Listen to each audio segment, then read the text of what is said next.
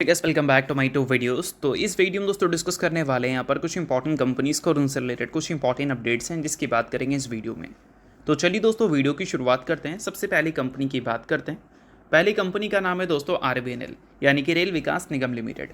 But इसको discuss करने से पहले अगर आपने अभी तक चैनल को सब्सक्राइब नहीं किया है तो चैनल को सब्सक्राइब करके बेल आइकन को प्रेस कर लो और सेबी रजिस्टर्ड टेलीग्राम चैनल को भी ज्वाइन कर लो, जिसका लिंक आपको डिस्क्रिप्शन में देखने को मिल जाएगा।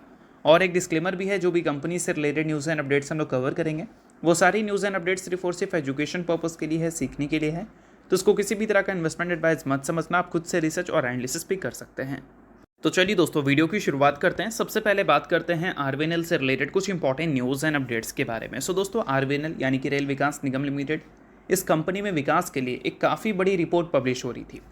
रिपोर्ट में हमें ये सुनने को मिल रहा था कि प्रपोजल रखा गया है मर्जर का दो बड़े जायंट का, जिसमें एक जायंट है आर्कॉन इंटरनेशनल जो कि मर्ज हो जाएगी आरवीएनएल के साथ। अब ये मर्जर का मेनली एम क्या है वो भी मेंशन किया गया था। अब आरवीएनएल जो है वो प्रोजेक्ट मैनेजमेंट में काफ़ी अच्छा एक्सपर्टीज़ रखती है और आर्कॉन इंटरनेशनल जिसका इंटरनेशनली काफ़ी ज़्यादा प्रेजेंस हमें देखने को मिलता है। तो ये दो कंपनी का जब मर्जर हमें देखने को मिलेगा तो ये कंपनी काफ़ी ज़्यादा बड़ी बन जाएगी और ये गवर्नमेंट के लिए काफ़ी ज़्यादा फायदे का सौदा रहेगा। इस वजह से ये मर्जर को लेकर एक रिपोर्ट पब्लिश हुई थी। अब रिपोर्ट पब्लिश हुई है तो मतलब सच भी हो सकता है, झूठ भी हो सकता है। बट हाँ, एक चीज़ ध्यान में रखना, रिपोर्ट जब छोटी मोटी पब्लिश होती है तो झूठ होने की पॉसिबिलिटीज़ बहुत ज़्यादा है। बट अगर दो बड़े जायंट की मर्जर को लेकर रिपोर्ट पब्लिश हुई है तो भले कंपनी उसको रिजेक्ट कर दे, डिनाई कर दे, बट उसकी सच होने की पॉसिबिलिटीज़ काफ़ी ज़्यादा बढ़ जाती है, क्योंकि इतनी बड़ी न्यूज़ कोई बिना सोर्सेज के ज़रिए नहीं पब्लिश कर सकता। उसको भी डर होगा अगर ये न्यूज़ गलत हो गई तो उनका होने वाला है बदनामी। ठीक है, बट ये सारी चीज़ों की वजह से आज के दिन पूरे रेलवे सेक्टर फोकस में तो देखने को मिली थी। काफ़ी भयंकर तेज़ी आपको रेलवे सेक्टर की कंपनीज़ में देखने को मिला, जिसमें आर्कॉन इंटरनेशनल 12% तक की तेज़ी दिखाई। आरवीएनएल में भी 7% तक की तेज़ी एक टाइम पे दिखा था, फिर लास्ट में वो तेज़ी सस्टेन नहीं हो पाया। जुपिटर वैगन्स और बाकी रेलवे कंपनीज़ में भी तेज़ी दिखी। बट आर्कॉन इंटरनेशनल से जब इसका क्लैरिफिकेशन मांगा गया था कि हाँ भाई ये जो रिपोर्ट पब्लिश हो रहा है मर्जर आप करोगे आरवीएनएल के साथ, ये रिपोर्ट में कितनी सच्चाई है, तो फिलहाल आरवीएनएल नहीं, आर्कॉन इंटरनेशनल ने फॉर्मली इस चीज़ को डिनाई कर दिया है। मतलब बोल दिया है कि भाई कोई ऐसा मर्जर की नेगोशिएशंस हमें नहीं देखने को मिल रही है आरवीएनएल के साथ, तो जो भी मीडिया रिपोर्ट्स वगैरह हैं वो सारे गलत हैं। अब उन्होंने इस चीज़ को डिनाई कर दिया, जो कि एक्सपेक्टेड भी था। अगर कोई चीज़ें सोर्सेज के ज़रिए इतनी बड़ी क्लेम होंगी तो ऑब्वियस सी बात है कि कंपनी उसको डिनाई कर देगी। और ये चीज़ें हमने पहले भी देखा है बहुत सारी कंपनीज़ के साथ, जिसमें एक कंपनी थी एलटीआई माइंट्री। एलटीआई अलग कंपनी थी, माइंट्री अलग कंपनी थी। रिपोर्ट पब्लिश हुआ था जिसमें मेंशन किया गया था दोनों कंपनी का होने वाला है मर्जर। कंपनी ने तुरंत उस चीज़ को डिनाई कर दिया, बाद में दोनों कंपनी मर्ज होकर एक सेपरेट एंटिटी बन चुकी है, आपने देखा ही है। तो वो सारी चीज़ें हो सकता है आरवीएनएल और आर्कॉन के केस में भी देखने को मिले, बट अभी इस चीज़ को कंपनी के मैनेजमेंट की तरफ से डिनाई कर दिया गया है। इस चीज़ को ध्यान में रखना। बाकी अगर कोई अपडेट आएगी तो उसके बारे में हम लोग बात ज़रूर करेंगे। सो अब दोस्तों वीडियो में आगे बढ़ने से पहले बात कर लेते हैं सेबी रजिस्टर्ड टेलीग्राम चैनल के बारे में, जिसको चाहो तो आप ज्वाइन कर सकते हो। अब ज्वाइन करने का सबसे बड़ा बेनिफिट क्या है वो मैं आपको समझा देता हूँ। देखो, मार्केट से रिलेटेड जो इंपॉर्टेंट एनालिसिस होते हैं वो आपको यहाँ पर देखने को मिलता है, वो भी बिल्कुल फ्री ऑफ कॉस्ट।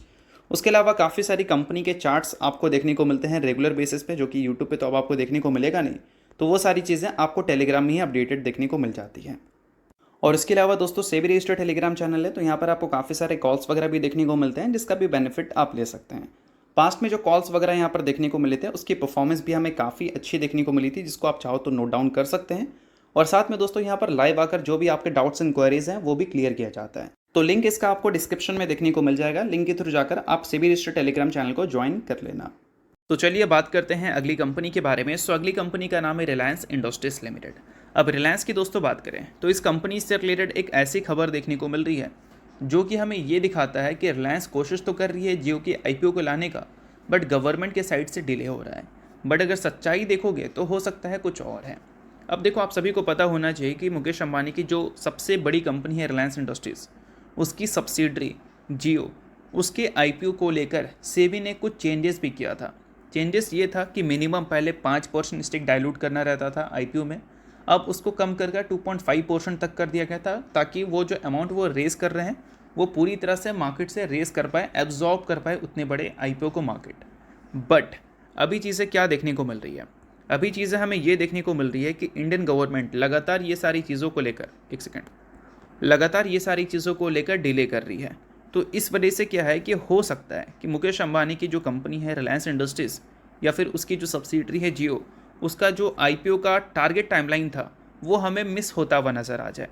और ये चीज़ें मैं आपको इसलिए बता रहा हूँ क्योंकि काफ़ी सारे लोग जियो के आईपीओ का वेट कर रहे थे, और जियो कितना अमाउंट रेस करने वाली है आईपीओ से, तो अभी के हिसाब से अगर देखोगे करंट वैल्यूएशन के हिसाब से तो $4 बिलियन बहुत बड़ा नंबर होता है ये।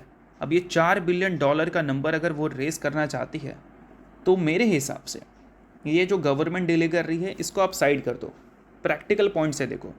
$4 बिलियन रेस करने के लिए क्या मार्केट करंट टाइम में सही सिचुएशन पे है? बिल्कुल भी नहीं। अगर आप एक अच्छे बुलिश मार्केट में 4 क्या $10 बिलियन भी लाओगे तो हो सकता है कि वो सब्सक्राइब हो जाए, बट अगर $4 बिलियन खराब मार्केट में लाओगे या फिर $1 बिलियन ही क्यों ना लाओ, तो हो सकता है कि वो भी अंडर सब्सक्राइब हो। रिलायंस जैसा चेहरा जुड़ेगा तो सब्सक्राइब होने की पॉसिबिलिटीज़ बढ़ जाएगी, बट मार्केट में लोग भी तो होने चाहिए। और $4 बिलियन का नंबर अभी अगर इस मार्केट में लाओगे आप, तो ऑब्वियस सी बात है उसके अंडर सब्सक्राइब होने की काफ़ी ज़्यादा पॉसिबिलिटीज़ रहेगी। और ऐसे टाइम पे क्या है कि जियो को वैल्यूएशन का लॉस होगा और रिलायंस इंडस्ट्रीज़ को पैसे का लॉस होगा, और ये मेरे हिसाब से रिलायंस नहीं चाहती है। इस वजह से ये फॉर्मली आपको ये सारी चीज़ें सुनने को मिल रही है कि गवर्नमेंट सेबी के रूल्स को लेकर अभी तक कोई चीज़ें क्लियर नहीं की है, फाइनलाइज नहीं की है, तो वो सारी चीज़ें। बट मेरे हिसाब से तो लगता है कि भाई $4 बिलियन रेस करने के लिए आपको मार्केट भी सही देखना पड़ेगा। मार्केट सही नहीं है ये तो आप भी जानते हैं, और ऐसे टाइम पे $4 बिलियन सब्सक्राइब हो जाए मुझे उसकी पॉसिबिलिटीज़ थोड़ी कम लगती है। बाकी अगर आपको कुछ और रीज़न लगता है तो कोई प्रॉब्लम नहीं, कमेंट बताओ। और अगर आपको वीडियो अच्छा लग रहा है तो वीडियो को ज़रूर लाइक कर चैनल को सब्सक्राइब कर देना, ताकि आने वाली वीडियोस की भी नोटिफिकेशंस आपको मिल सके। बाकी रिलायंस से रिलेटेड और भी कुछ खबर है जो कि उतनी भी अच्छी नहीं है इंडिया के हिसाब से। अगर देखोगे तो रिलायंस के बिज़नेस के हिसाब से देखोगे तो ठीक नज़र आएगी। देखो, यूएस ने ऑफ़र कर दिया है इंडिया को 30 दिन का वेपर। किस चीज़ के लिए भाई? रशियन ऑयल को बाई करने के लिए। अब मिडिल ईस्ट में इतनी अनसर्टिनिटी है तो वेस्ट साइड सप्लाई काफ़ी ज़्यादा डिस्टर्ब है। तो इंडिया जैसी कंट्री जो कि अपने टोटल इंपोर्ट का 50% वेस्ट से ही मंगाती है, तो इसका मतलब ये है कि वो 50% का इंपोर्ट खतरे में है। तो ऐसे में यूएस ने ऑफ़र कर दिया है कि हाँ जाओ, आप रशिया से ऑयल ख़रीदना चाहते हो तो ख़रीद लो। बट यहाँ पर थोड़ी बात होती है इज्जत की भी। यूएस ने मना किया, हमने तेल लेना बंद कर दिया। अब यूएस बोल रही है कि हाँ आप ख़रीदो, तो हम ख़रीद रहे हैं। तो कहीं ना कहीं अगर आप देखोगे इंडिया के लेवल के हिसाब से तो ये रिस्पेक्ट वाली बात नहीं है, ये डिसरिस्पेक्ट वाली बात है। ये कहीं ना कहीं आपको भी लगता है। अब यूएस जो बोलेगा हम वो करेंगे, तो कहीं ना कहीं इन सारी चीज़ों को अगर हम फॉलो इतना ज़्यादा कर रहे हैं तो हम खुद नहीं कोई चीज़ का फ़ैसला ले सकते हैं। हम कहीं ना कहीं यूएस पे ही कंप्लीट डिपेंडेंट है हर बड़े ग्लोबल फैसले के बारे में अगर हम बात करें तो ये सारी चीज़ें हैं जो कि बिज़नेस के हिसाब से देखोगे तो ठीक नज़र आएंगी, बट अगर थोड़ा पॉइंट को चेंज कर देखोगे डिसरिस्पेक्टफुल आपको देखने को मिलता है। बाकी ठीक है, जो आपको लगेगा वो मुझे आप कमेंट में ज़रूर बताना, जिससे मुझे भी आपके सोच का आइडिया हो पाएगा। बाकी इसके अलावा बात करें अगली कंपनी के बारे में, तो अगली कंपनी का नाम है टाटा एल्क्सी लिमिटेड। टाटा एल्क्सी आज के दिन आपको फोकस में दिख रही थी क्योंकि कंपनी से रिलेटेड कुछ न्यूज़ हमें सुनने को मिल रहा था। न्यूज़ की दोस्तों अगर हम बात करें तो न्यूज़ यहाँ पर यह है कि टाटा एल्क्सी फोकस में इसलिए थी क्योंकि उसने लॉन्च किया है मल्टी एजेंट जेन एआई प्लेटफॉर्म।